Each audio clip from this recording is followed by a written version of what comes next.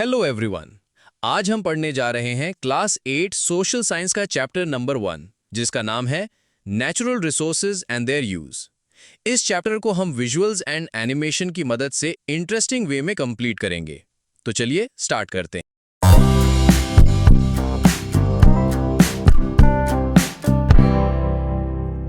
दोस्तों, ये जो हमारा एनवायरनमेंट है, इसमें हमें बहुत सारी चीजें देखने को मिलती हैं, जैसे वाटर, फॉरेस्ट, सॉइल, एनिमल्स। ये सब क्या है?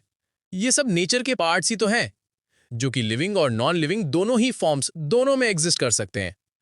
तो हम कह सकते हैं कि nature is the totality of life and non life forms that are part of our environment but have not been created by humans. आए समझ में? दोस्तों, हमारा पहला टॉपिक है when does nature become a resource.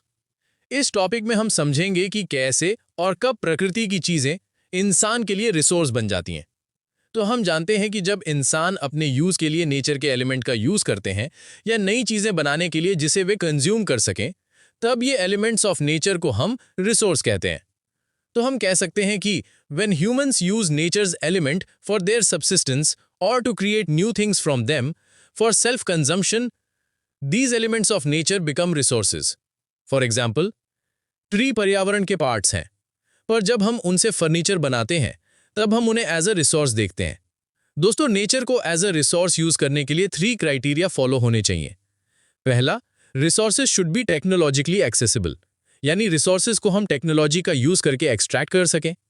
दूसरा, resources should be economically feasible, resources जो हमने एक्सट्रैक्ट किया है उसका कुछ वैल्यू होना चाहिए जिसे सेल करके प्रॉफिट हो सके। एंड तीसरा, resources should be culturally acceptable, यानी दोस्तों जो रिसोर्सेज हम यूज कर रहे हैं वो सोसाइटी के वैल्यूज, ट्रेडिशंस और एथिक्स के हिसाब से रिसोर्सेज का सही इस्तेमाल होना चाहिए। फॉर एग्जाम्पल, पानी वेस्ट ना करना, जंगल में अननेसेसरी ट्री कटिंग अवॉइड करना। आया समझ में? अब हमारा नेक्स्ट टॉपिक है कैटेगरीज ऑफ नेचुरल रिसोर्सेज। दोस्तों, नेचुरल रिसोर्सेज को 2 तरीकों से बांटा गया है, क्लासिफिकेशन बाय यूज यानी कि उपयोग के आधार पर, एंड क्लासिफिकेशन बाय रिन्यूएबिलिटी यानी रिसोर्सेज की दोबारा से बनने की कैपेसिटी के अकॉर्डिंग। तो सबसे पहले बात करते हैं on the basis of use. Use के आधार पर नेचुरल रिसोर्सेज को 3 पार्ट में बांटा गया है: resources essential for life, resources for materials and resources for energy.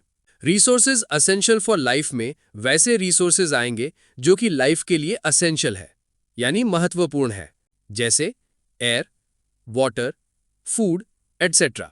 Resources for materials में वैसे रिसोर्सेज हैं जिनका यूज हम एज अ मटीरियल कर सकते हैं। फॉर एग्जाम्पल, हम वुड को चेयर में ट्रांसफर कर सकते हैं।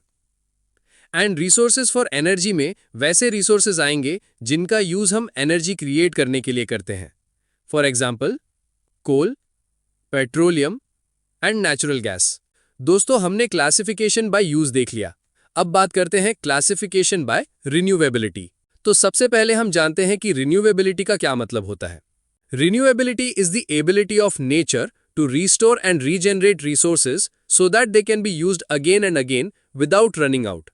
यानी रिन्यूएबिलिटी प्रकृति की वो कैपेसिटी है जिसमें वो रिसोर्सेज को वापस से रीस्टोर और रीजनरेट करती है ताकि उन्हें बार बार यूज किया जा सके और वो खत्म ना हो। सो रिन्यूएबिलिटी के बेसिस पर हमारी रिसोर्सेज को 2 पार्ट्स में डिवाइड कर सकते हैं: renewable resources and non renewable resources. Renewable resources हम उन रिसोर्सेज को बोलेंगे जो टाइम के साथ अपने आप वापस बन जाते हैं, यानी जनरेट हो जाते हैं, इसलिए इनका स्टॉक कभी खत्म नहीं होता, जैसे solar energy, wind energy, tidal energy and forests. तो हम कह सकते हैं कि रिसोर्सेज दैट नेचुरली रिप्लेनिश और regenerate over time in nature are called renewable resources. और नॉन रिन्यूएबल रिसोर्सेज हम वैसे रिसोर्सेज को बोलेंगे जो बहुत लंबे समय में बनते हैं और अगर एक बार खत्म हो गए तो जल्दी वापस नहीं बनते। For example, coal, petroleum and natural gas. तो हम यहां भी कह सकते हैं कि resources that take a very long time to form and once depleted cannot be replaced quickly are called non-renewable resources. Next topic है हमारा distribution of natural resources and its implications. दोस्तों, अब तक हमने देखा कि resources हमारे लिए कितनी जरूरी हैं क्योंकि ये हमारी needs को satisfy करती हैं, यानी कि हमारी जरूरतों को पूरा करती है। लेकिन इसके disadvantage भी हैं, जैसे हमारे प्लैनेट अर्थ पर रिसोर्सेज इवनली डिस्ट्रीब्यूटेड नहीं है, यानी एक समान रूप से नहीं बांटे गए हैं। इसी वजह से ये uneven distribution human life, trade pattern और रिलेशंस जो कंट्रीज के बीच में है उसको प्रभावित करती है। यही uneven distribution country and state के बीच में कॉन्फ्लिक्ट जैसे हालात पैदा कर देते हैं।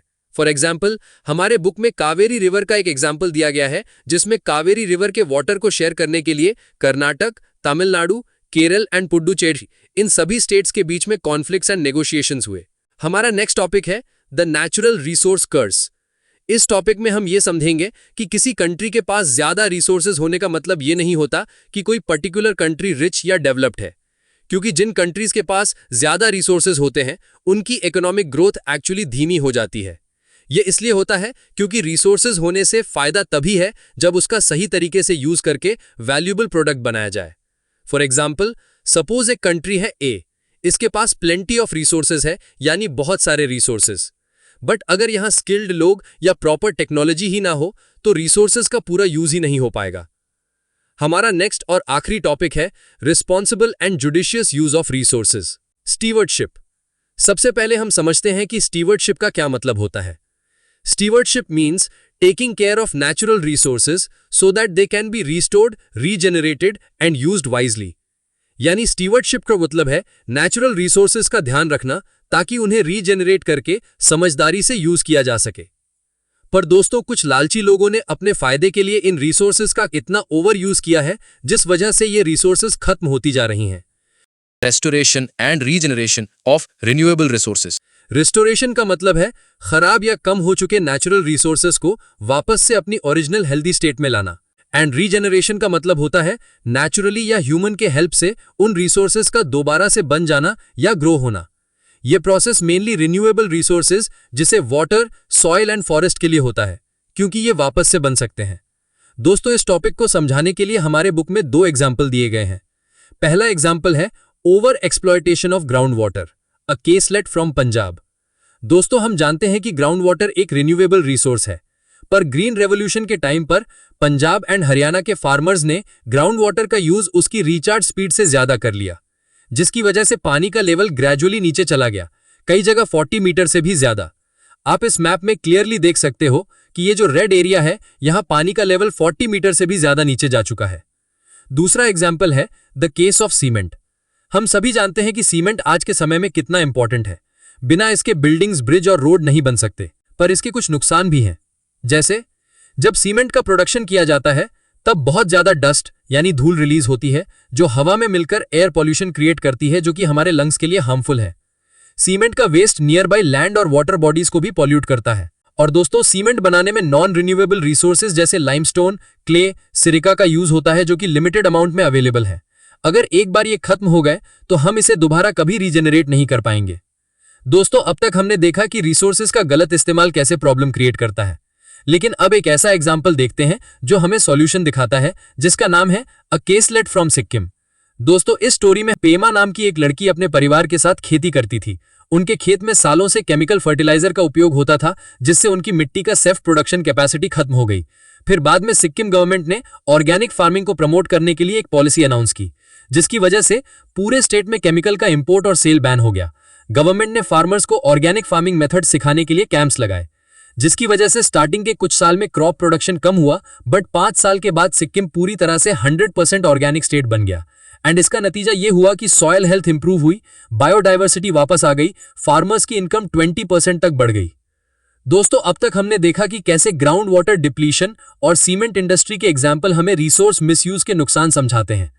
अब चलिए बात करते हैं एक बहुत इंपॉर्टेंट कॉन्सेप्ट की, जो कि एग्जाम पॉइंट ऑफ व्यू से वेरी इंपॉर्टेंट है, जो है responsible and judicious use of resources. इसका मतलब है जो नॉन रिन्यूएबल रिसोर्सेज हमारे पास हैं, जैसे कोल, ऑयल्स एंड मिनरल्स, उसका यूज इतनी सोच समझकर करना कि वो लंबे समय तक चल सके, ताकि हमारे जनरेशन भी इसका यूज कर सके। इसलिए हमें आज से ही रिन्यूएबल एनर्जी जैसे solar panel, wind energy, geothermal energy, tidal energy etcetera पर शिफ्ट होना होगा, ताकि हम अपनी एनर्जी डिमांड को सस्टेनेबली पूरा कर सके और एनवायरनमेंट को बचा सके। इसी डायरेक्शन में एक जबरदस्त कदम है इंटरनेशनल सोलर अलायंस, जो इंडियन गवर्नमेंट के इनिशिएटिव से शुरू हुआ। इसका एम है सोलर एनर्जी का मैक्सिमम यूज प्रमोट करना ताकि दुनिया भर में क्लीन और अफोर्डेबल एनर्जी मिल सके। इंडिया में राजस्थान का भडला सोलर पार्क इसका एक परफेक्ट एग्जाम्पल है। यह दुनिया का सबसे बड़ा सोलर पार्क है जो हजारों मेगावाट एनर्जी प्रोड्यूस करता है। तो दोस्तों, इस टॉपिक में हमने क्या समझा? इस टॉपिक में हमने समझा कि रिस्पॉन्सिबल और जुडिशियस यूज ऑफ रिसोर्सेज का मतलब सिर्फ ये नहीं है कि हम अपने रिसोर्सेज को बचाएं, बल्कि उसका स्मार्ट तरीके से इस्तेमाल करें ताकि वो लंबी अवधि तक चल सके। तो यहाँ पर हमारा जो चैप्टर है वो खत्म होता है। आई होप आपको ये वीडियो पसंद आई होगी। अगर आपको ये वीडियो पसंद आई तो आप इस वीडियो को लाइक कर सकते हैं और चाहो तो आप इस चैनल को सब्सक्राइब भी कर सकते हो। मिलते हैं नेक्स्ट वीडियो में, तब तक के लिए बाय बाय, टेक केयर।